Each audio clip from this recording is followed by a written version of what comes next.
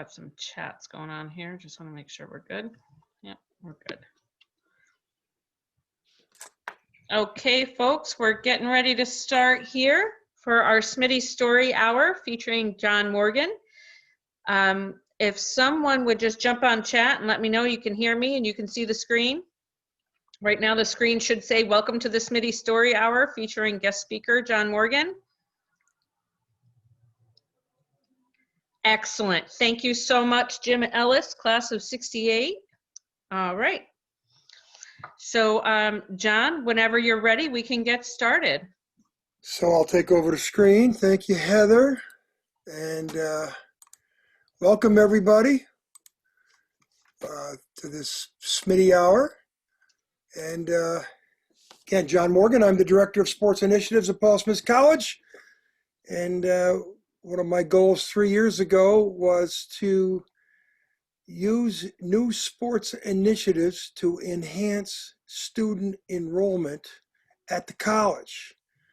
And, you know, there's the traditional sports, basketball, soccer, volleyball, but I always had a vision that Paul Smith is in it's a unique campus with 14,000 acres, so we should try and think about Nordic skiing, biathlon, winter sports, you know, women's sports, especially women's hockey, which we've had a great run with in 2 or 3 years. But, you know, the real emphasis is on our Nordic facility. And what I'd like to do, I'm sure people have already seen it, but we have a sports promo video that we created.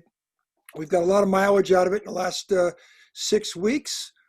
And it's a collaboration with Steve Frederick and I in development that we needed something to sell the campus, not only to students, but to donors and to we're enticing sponsors of the athletic department. So Heather, if you could show the sports promo, I think it would put us all in the right frame of mind. Do I have the right video, John? Yes. That's all I wanted to hear. You want me to hit play or you got it? Well, I got it. I Right swear. in front of me. There you go. Don't hear the audio.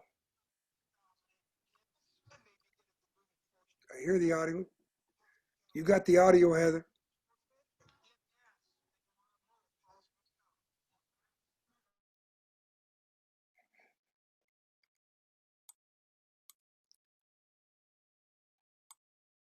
You got the audio, Heather? Can you hear me?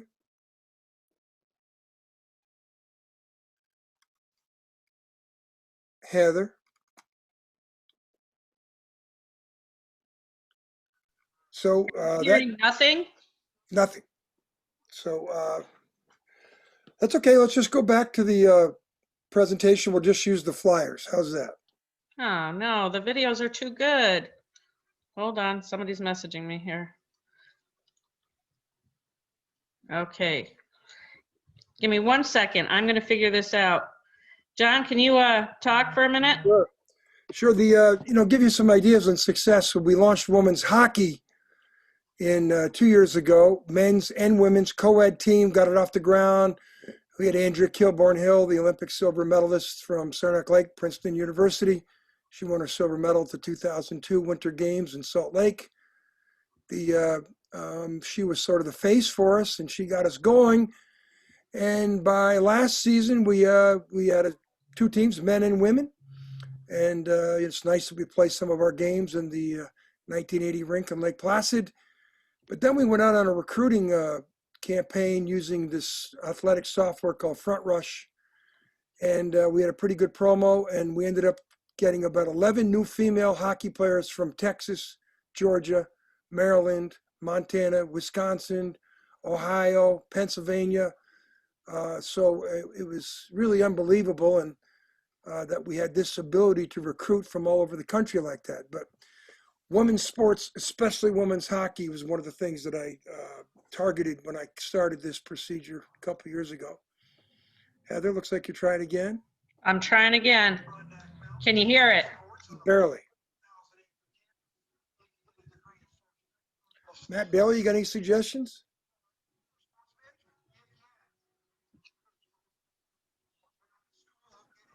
Sorry, go ahead. What was the question? just trying to get Heather to figure out how to get some sound on this. Heather, can you minimize the tab for a second? Yep. Bear with us. In television business that I'm in, we call this gremlins. And minimize that as well. Like, go down your desktop. Okay. Sorry, it's still only showing the PSC Sports promo on my end. Ah. I'm not sure if you can share your screen with me.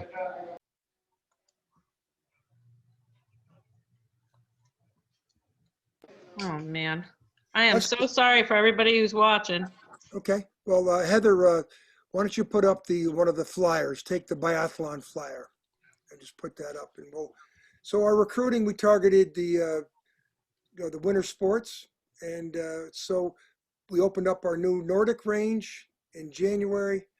Very successful launch, and then we put biathlon targets in September. We opened up our biathlon range, and we have 3 awesome athletes from U.S. Biathlon on campus, and they 2 of these 3 kids have potential to make the Olympic team in 2022. Still, Heather, can you see that? Because I can't see it. I'm seeing the biathlon flyer, and it thinks it's sharing it. I don't think I'm seeing it. Heather, right now it's just sharing. Looks like File Explorer. What about this? Is. If you cancel your screen share and then reshare, you should be able to select the pamphlet. That's what I thought I was doing. Okay, Heather, just put us back on. We'll just talk through this.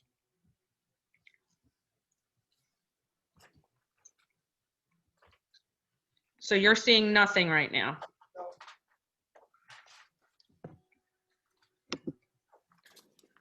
This is crazy. I know. Just go back to me there, Heather, and I'll take over. Here you go. Hey, so we targeted women's sports, Nordic sports. We got a good donation from Phil Saunders to build our Nordic facility. Our Nordic facility attached to the campus, it's off the Keys Mills Road, is going to be the only biathlon range attached to a college campus in the United States.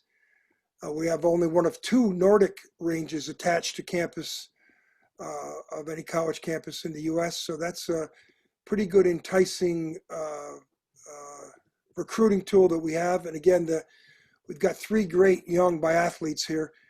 And this whole initiative is about sport and education. You know, why did we put this biathlon range? Why did we put this Nordic range attached to our campus? Well, if we're going to bring in the best elite young athletes in the country in these sports, and if you can see over my shoulder, we are a training center for sport and education with both US Biathlon, US Nordic. And the point is these kids are to come here, and they're going to have a 9 o'clock class. It's over at 10, and they're going to be able to ski right out of their dorm, right to the biathlon range or the Nordic range, ski for an hour, hour and a half, come back for 12 o'clock, 1 o'clock, 2 or 3 o'clock classes. If we had to put them in a van and transport them over to Mount Van Hovenberg, we'd have to do that around 12 or 1 o'clock in the afternoon. And that's an hour over there. It's 2 hours of training. It shoots the day so that it compromises the education component of sport and education. And there's so many kids in the Olympic movement that, like Billy DeMung, who's, grew up on the Paul Smith campus, like Tim Burke, who grew up on the Paul Smith College campus. They were so good when they came out of high school, they went right on to the U.S. team. And between them, they 3-4 Olympics later, they wake up, it's 2010. Tim Burke just competed all the way to 2018, but they don't have a 4-year degree. And that happens in so many sports, amateur sports, especially winter amateur sports. That this is one of the things we talked about with US Biathlon, US Nordic. We have this partnership with them. They provide us these elite athletes. We give them an education. And, I think we're pretty excited about the future that we have for these kids. Beyond biathlon and Nordic, Some of you might notice that in the last 2 days, we just announced we had a release out and a video. You be on the Paul Smith site. We just announced a new trap shooting team. There's always been a rifle club on the Paul Smith College campus. Trap shooting, an Olympic sport, another shooting sport. We've got plenty of old log landings, not far from the campus, right from this picture here. You go up where everybody knows where the power station is, Route 30 there. Right off there, there's half a mile into the woods, there's a great log landing station. So we use that for our trap range. That's another new thing. And I was amazed when we put this flyer out and this news release out. We started doing some research that how many trap shooting teams there are in the United States. It's really amazing. And again, it's an Olympic sport since 1900. In I think it was Paris is where the games were way back, 120 years ago. But so that's another target. And why trap shooting? Well, it fits the persona of the Paul Smith College campus. We're also coming out with we're going to try and launch a new Alpine team. Andrew Weibrick, the two-time Olympic medalist from Lake Placid, he won a bronze medal in 2010 in Vancouver. He followed it up in 2014 with a silver medal. His mother, Lisa, is an alum of Paul Smith's, I think it's 77. And he basically is retired now. He runs the Mirror Lake Inn for his family, but he's agreed to assist us with getting an Alpine team launched. We got to raise some money to support the Alpine team, which is what we're working on with a couple different alumni people that are helping us with that. But once we raise the money for the first year, we're going to launch an Alpine team. And we're noticing the way the NCAA Division I Alpine Collegiate program is set up, it's changed. The rules have changed so much that a lot of kids don't come out of high school and go right to college to be on a Division I ski team. A lot of them are just taking a gap year. And Andrew Weibrick is trying to convince us that Paul Smith would be a great place for some of these kids to come for some, for some 12 credits. Maybe, it's something we're trying to do we might try to be able to do something in the summer. We've given these kids opportunities to take some classes in the summer, train on campus. We're trying to turn the campus in the summertime into a training center anyways.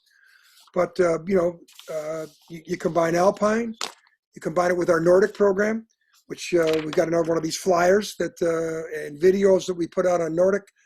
And we sent that out to the 80 Nordic teams in the country.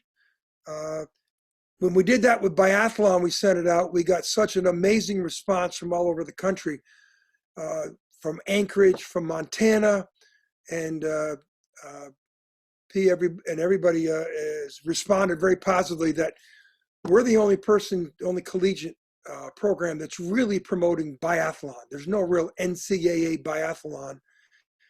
And, it goes back to why are we after Nordic sports? Why are we after biathlon? Well, first of all, no one else is doing it like we're doing it. No one else has got this partnership with U.S. Biathlon and U.S. Nordic like we do. The 2023 World University Games are coming to Lake Placid. New York State's just bumped about $80 million into upgrading their Nordic and biathlon facilities in Lake Placid. And so they're the premier facilities in Lake Placid. So we're using that as leverage to get this relationship with the U.S. Biathlon and U.S. Nordic. But again, the key component there is that we're creating this sport, which everybody's doing, but we're emphasizing education.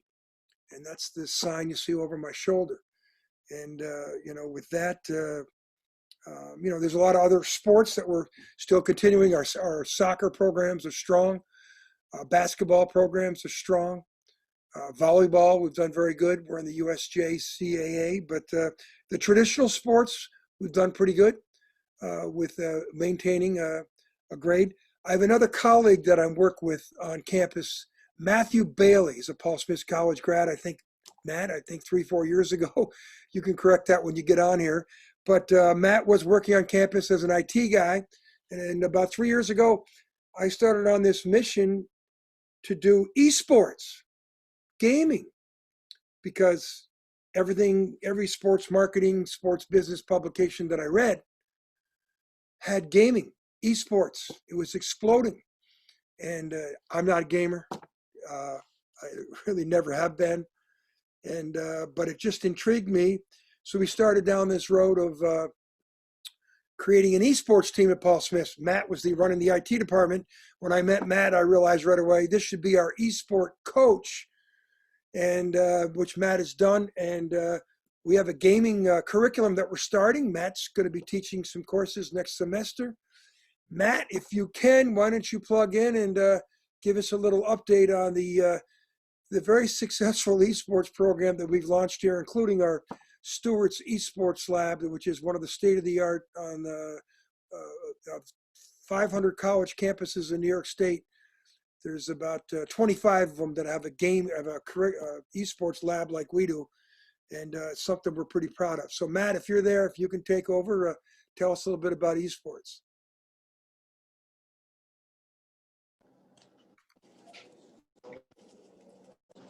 All right, can you hear me? Yes, can hear you, Matt. Great, perfect. So esports was essentially a really great initiative here at Paul Smith College. We started just about a year and a half ago when we first kind of went to the students and did a general survey saying, would you be interested in this? And at the time, I believe there were roughly above 700 students on campus. That being said, when we got the response, we did not expect the overwhelming numbers that we saw. We saw 75 students responded saying that they were interested in competing at they're playing these games at a competitive level, being part of a varsity program like this. So that gave us kind of the foundation to understand that it is something that students who are coming to Paul Smith College, they want to play this. They want to be part of it. The second step was really gauging interest outside of Paul Smith. So what are high schoolers doing? What are high schools doing? Are the high schools getting into this program? And they were kind of in the same boat that we were. They were just starting. They were getting their feet wet with it.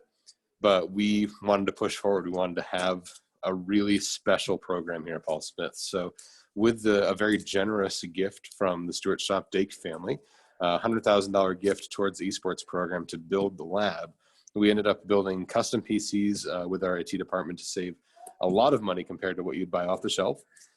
Really picking out the state-of-the-art chairs, making sure we had all the right games, and just getting everything all set for the students. Out of this, we've seen, the club has retained 80 students who are interested in playing and on our B teams. And then we have an A team roster of 36 students who compete as part of the ECAC. And the ECAC is the Eastern Collegiate Athletic Conference, where we and 124 other schools compete on a weekly basis in these games and ultimately compete for the ability to play in the grand finals down at HV GamerCon, which is a large-scale convention hosted by the ECAC down in Albany, New York.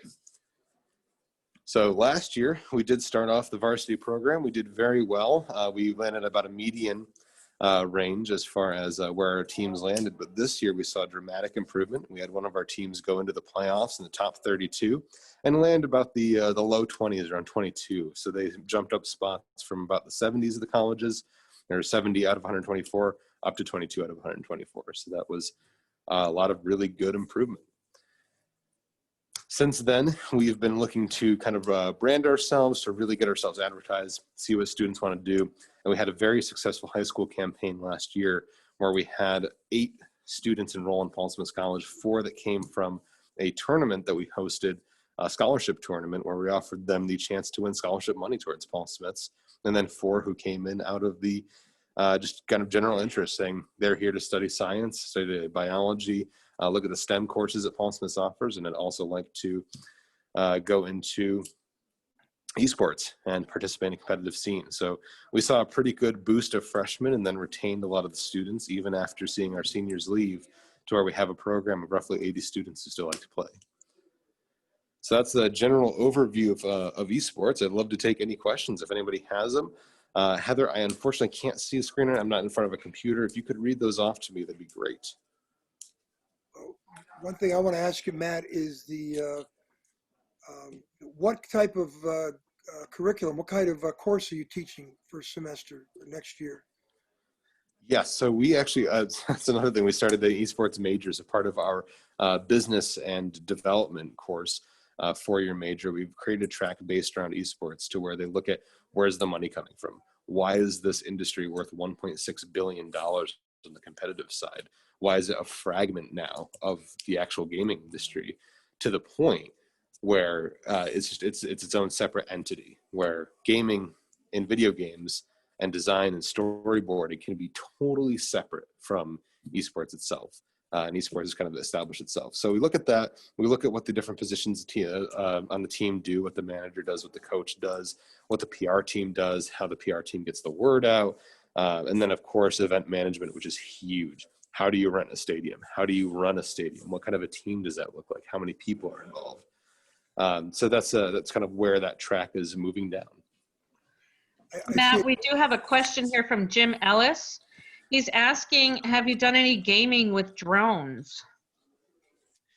We have not. So drones, there's actually a really cool series of competitive drone racing. That tends to be a little bit of its own, in its own style. So drone racing is incredibly cool. It's very fast. It kind of reminds us of Star Wars movies, if you've seen those, of pod racing. But the exciting thing is that drones and esports are a little bit different. So esports is more about playing a game that has established rules and objectives, more so than it is for racing. So we have not incorporated that into our program yet, but it is certainly in our mindset. Excellent. Thank you, Matt. Do we have any other questions from our attendees or other panelists? John, Steve? Well, Matt, I want to ask you, so the Stewart Scholarship Tournament that we did last year, the high school tournament that opened up our esports lab, the 4 kids that won them, they won like, a couple $1,000s a year towards their tuition. Can you give us an update on those kids that did attend Paul Smith's from that tournament? Absolutely. So we saw 3 of the 4 students who won the grand prize, which was $8,000. Over 4 years at Paul Smith's. They actually enrolled, and then we had one student who won the general prize, which if you participated, you did so you got $4,000 over 4 years, so half the cost. Wow.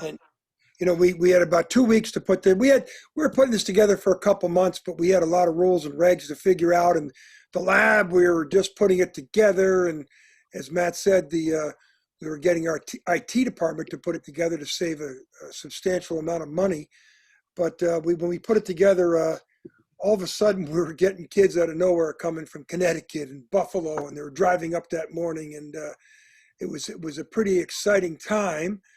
And then the next weekend we hosted the Empire State Games Esports Tournament, because the Empire State Games came out to us in I think it was fall 2018. They were on campus to view our snowshoeing facility because we always host a snowshoe event. And I said to them, well, can we host some other events? And they said, well, what do you suggest?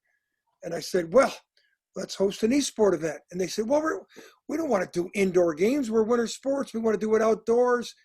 And I said, didn't you just get done telling us that you were trying to increase enrollment in the Empire State Games? Yes. So they allowed us to do it the first year. We had 25 or 30 kids. The second year, Matt, why don't you give us an overview of the second year, the whole format, the 32 teams, the knockout, the colleges. Give us a little overview of that, how that went. Sure, John. Can you repeat the last part of that? You just cut out for a little bit. Just give us an overview of how that esports tournament set up for the colleges the second year. The 32 teams, how they qualified, and the teams that ended up qualifying to come to Paul Smith's for the finals. Absolutely. So we actually we partnered with the ECAC as well as the Empire State Winter Games. So the ECAC had 32 colleges that submitted their teams. They played in Overwatch and they played online. And then the final 4 were invited to Paul Smith's. All 4 attended, all 4 played, and they did a final single elimination knockout round. Alfred State ended up winning the entire tournament. And it was Alfred State, St. Peter's, Albany, and who was the 4th team?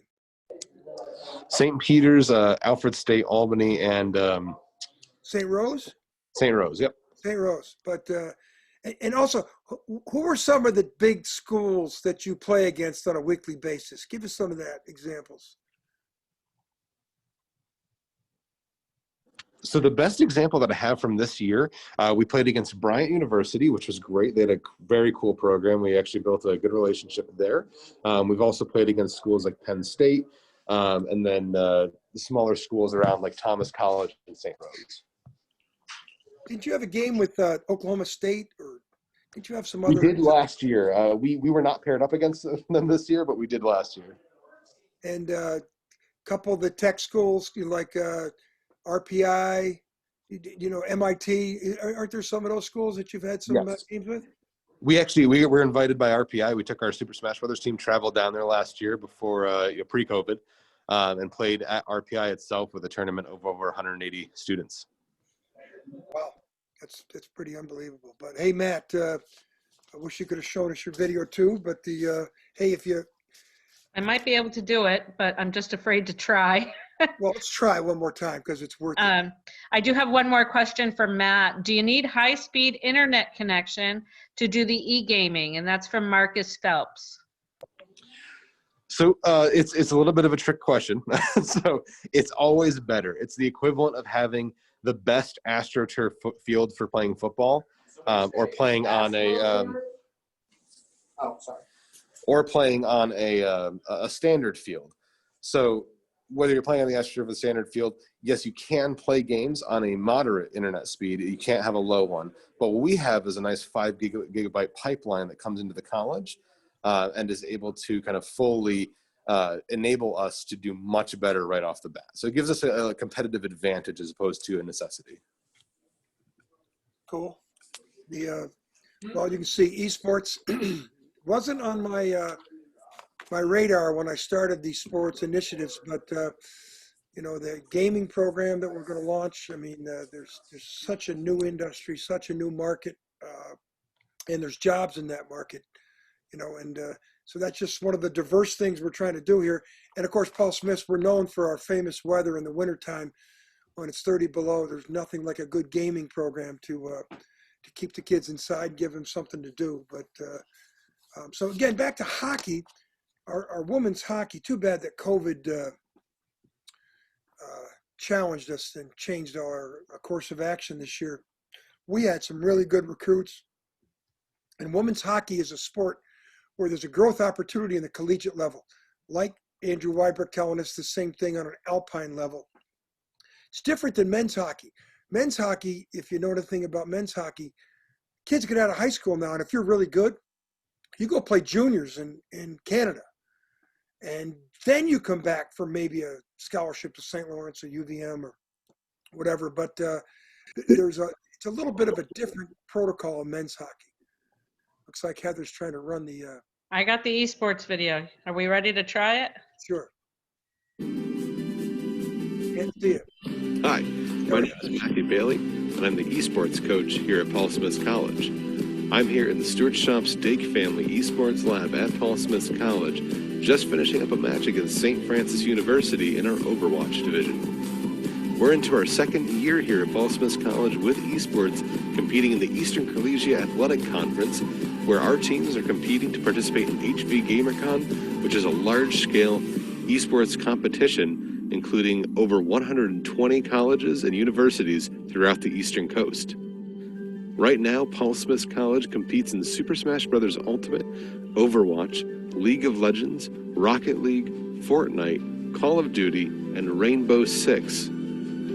Right now, we have over 35 students participating in esports as a varsity program, and are always looking to expand that with any new students who are interested in trying a competitive esport fight. Our state-of-the-art esports lab currently has a collection of custom-built gaming PCs that were built to meet or exceed the industry standard in esports. We also have a great selection of Secret Lab esports and gaming chairs, as well as Corsair peripherals that are designed to help our students succeed when playing and competing against other schools. Outside of our esports competition, Paul Smith College has also introduced a full major behind esports in esports management. Esports management is where you learn the business behind esports, where the money is, how did it grow to become a $1.6 billion industry, and how do you manage things like a team, execute public events, and host high-level competitions amongst any school or professional setting. This major delves into all aspects of esports and how it grew and evolved as an industry so quickly and became such a giant that it's almost bridged generational gaps, especially between millennials and Gen Z. Tryouts for esports occur in the fall within your first 2 weeks here on campus. This way, we can encourage all years to try out and to try to participate in our A-team division or land a spot on our B team where you'll be able to compete against our A teams in scrimmages and make sure that you're learning and growing so that hopefully you can make it to the A team in your next year. I look forward to welcoming all students who are passionate about their gameplay and who look forward to participating in a team environment where learning, growth, and teamwork are the three focuses that bring us success and victory in collegiate matches. I can't wait to hopefully see you on campus and encourage you to shoot me an email at esports@paulsmiths.edu if you have any questions about the game. Cool. Good job, Matt. Came off okay. Heather, you think you're good enough to do the See you soon. Heather, you think you're good enough to do the sports video now? I can try. I just don't know. The sports video is just giving me trouble. I don't know why. I can't seem to, but I'll keep trying in the background. You keep talking. Okay, I'm good at that.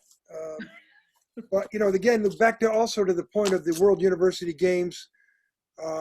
We've had meetings this morning with President Strauss and some of the faculty and staff about we're entering into negotiations with them and the World University Games organization. They want to use our whole campus, and in my opinion, the World University Games is an excellent opportunity for Paul Smith College to hook up with 1,700 collegiate athletes from 650 colleges, they're saying, potentially, that are coming in from around the world.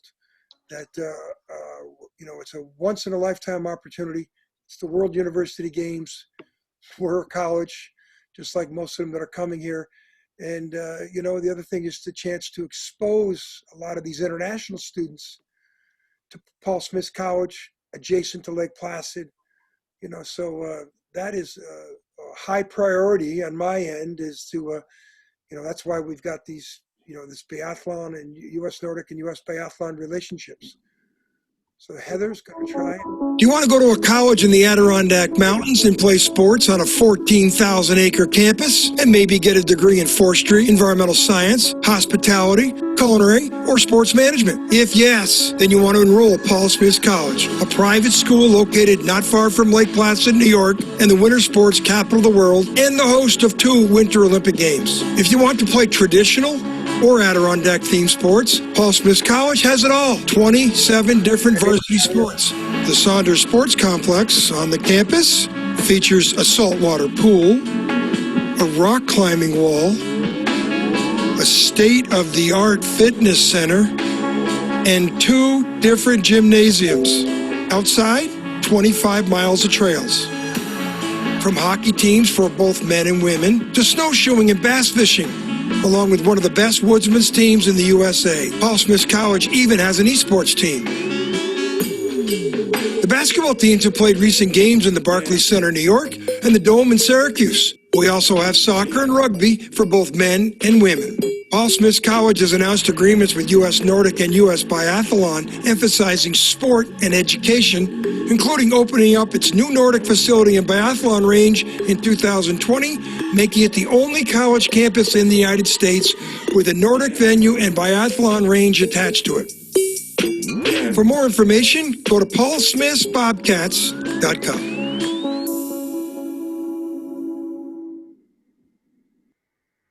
Well, that gives you a little idea. Thank you, Heather. Gives you a little idea that we're trying to be diverse, but we're also trying to have an Adirondack theme in our sports initiative. And The other day, last Saturday, I attended because COVID, the Woodsman's team can't have any competition, so they had sort of a scrimmage. And I was over there on the Woodsman's venue. Pretty unbelievable to watch those guys and girls and ladies, what they do. And, but the Woodsman's team, the trap shooting team, we have a great cross-country running team, now a Nordic team, a biathlon team. Again, trying to, canoe and kayak team. We're trying to, use what are the persona of the campus offers. And I think we've done a pretty good job. Do you want to try another video? Yeah, the biathlon, the first shots biathlon, yes, if you can. All right. Give me just 1 second. The thing about this video, if you see it, listen to the kids talk about what opportunity they have to be an athlete and also get an education.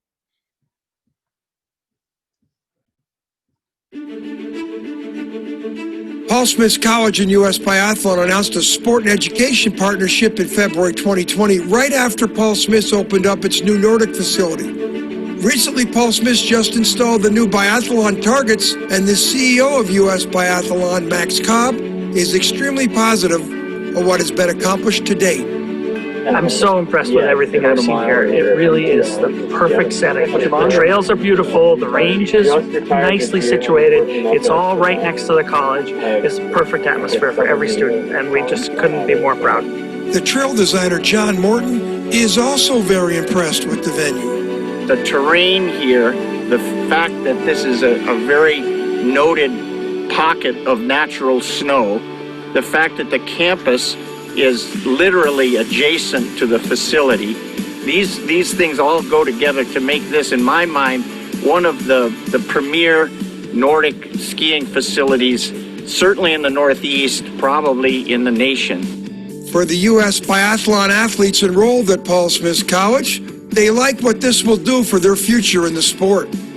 It is so cool to be able to walk out my dorm and in 5 minutes I'm at the range. That's totally unprecedented for college, but for anywhere really. Being able to have a range so close so I can practice almost every day is going to be incredible for my career and the college. To be able to continue my education is a real privilege. So if you want to train and go to college, I think this would be probably the best place right now, for sure. And then they got to take the ceremonial first shot. Lowell Bailey is the only USA athlete ever to win a World Biathlon Championships for the United States, and he did that in 2017, and he is very impressed. It's so incredible to see what Paul Smith College, with the help of some great trail designers and a great team, what they've done to put together one of the nation's best biathlon venues. So with our athletes coming here, training, taking classes, it's a great combination.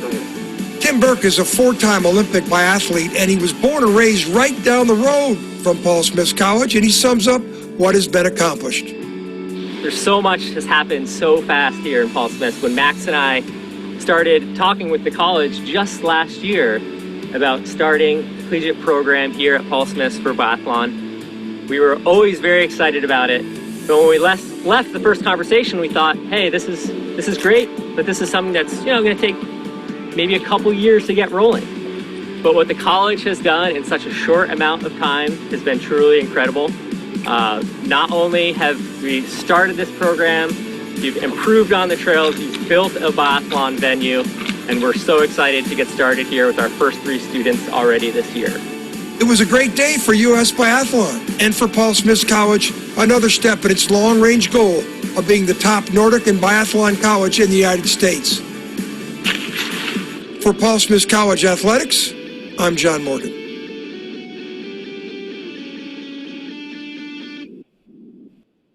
Hey, Heather, we're getting good at this.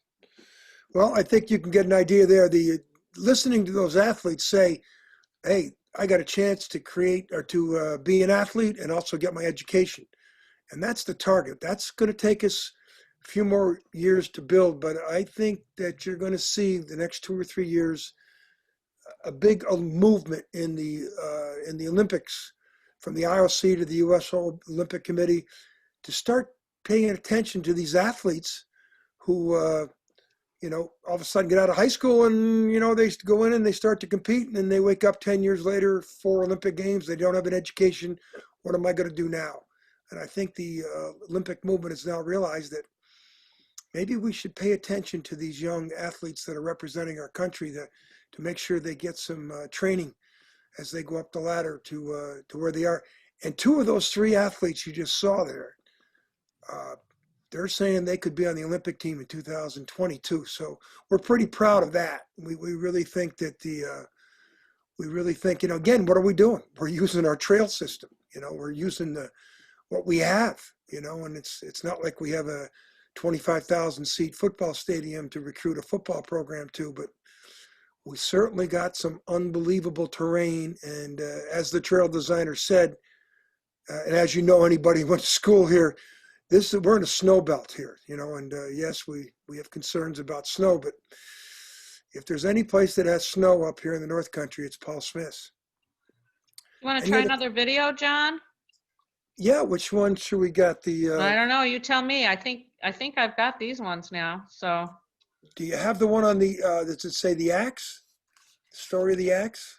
You want Brett Mcleod axe book? Yes. Hey, so before we tease that, Brett Mcleod, our forestry guy, manager of our Woodsman's team. He also is the coach with our new trap shooting team.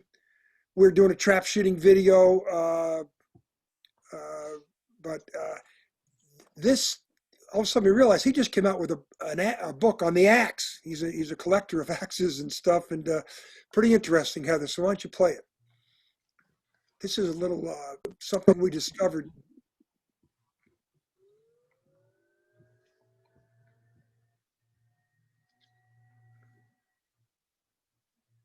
It's trying.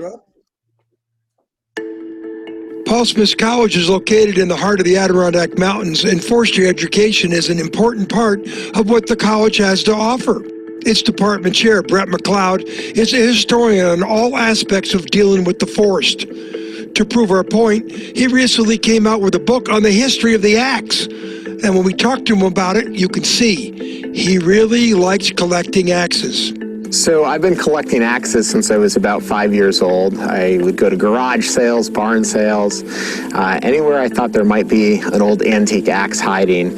And I'd pick it up and I'd clean it up, and I'd go from rusty to trusty, oftentimes putting them to work in the woods. I have over 200 axes today, and the axes that are featured in the book are part of my personal collection for the most part. The book also includes how to use axes. So even though we think of axes as being an antique tool with not a lot of modern relevance, they're actually really important, and they're used in wilderness areas. They're great around the homestead, and that was really my focus for this, is how we can celebrate and use axes, both old and new. Brett is a 2003 Paul Smith College alumnus, and it's obvious he has passion for his work, as evidenced by his description of taking down this tree. We're going to take down this tree in a style that would have been typical of about 1880. We're going old school today. So we're going to be using a combination of a crosscut saw and an axe today.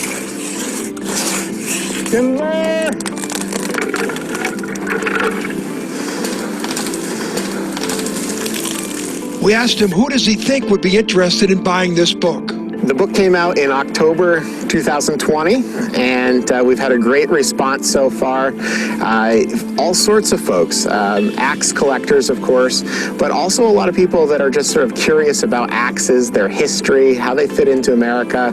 A really amazing thing that I discovered in researching the book is that over 500 million acres of wood has been cut in this country with just an axe. So a pretty amazing feat and a tool worth celebrating. If you're interested in purchasing the book, it's available at all independent bookstores as well as online, Barnes & Noble, Amazon, you name it, it's out there. American Axe, the tool that shaped the continent.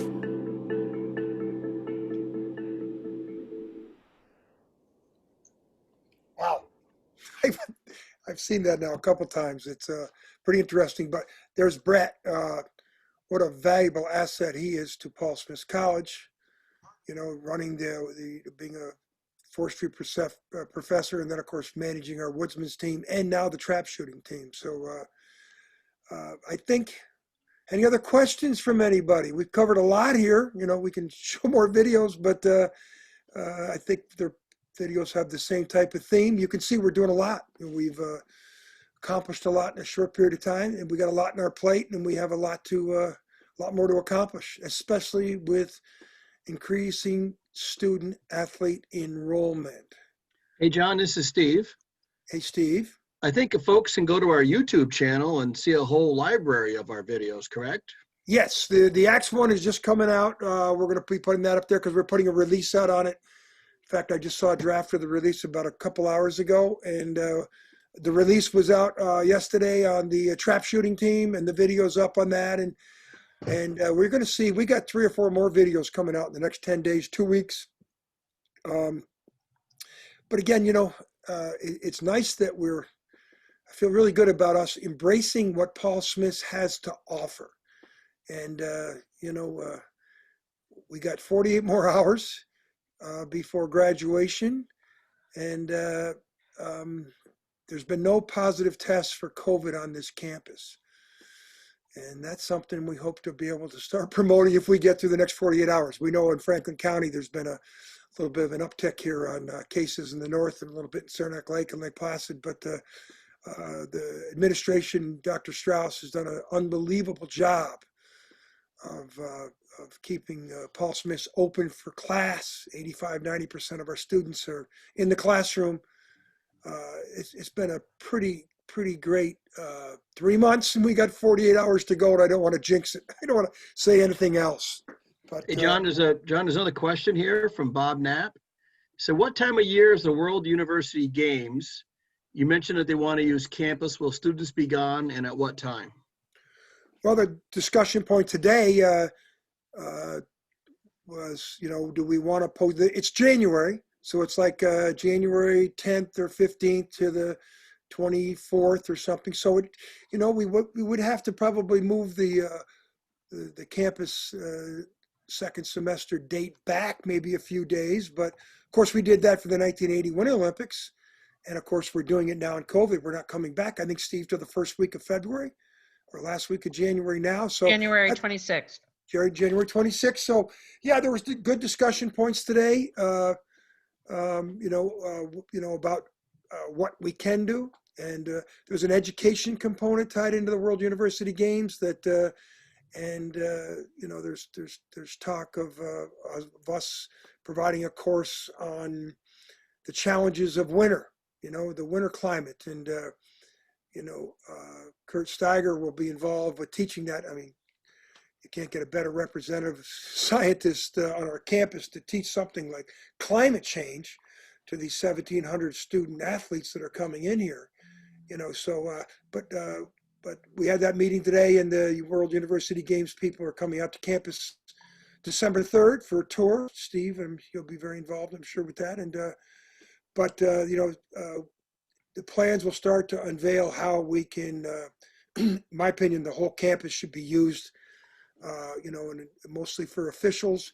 Great opportunity for our students to stay behind and act as volunteers, interns, workers, you know, but the chance to expose our campus and our college to 1,700 student athletes from 650 colleges from around the world, I think it's a once-in-a-lifetime opportunity. It's got to be the right deal for Paul Smith, of course, but there were some great people on that Zoom call this morning. Steve, you were one of them, and I'm sure we'll be able to reach our goals.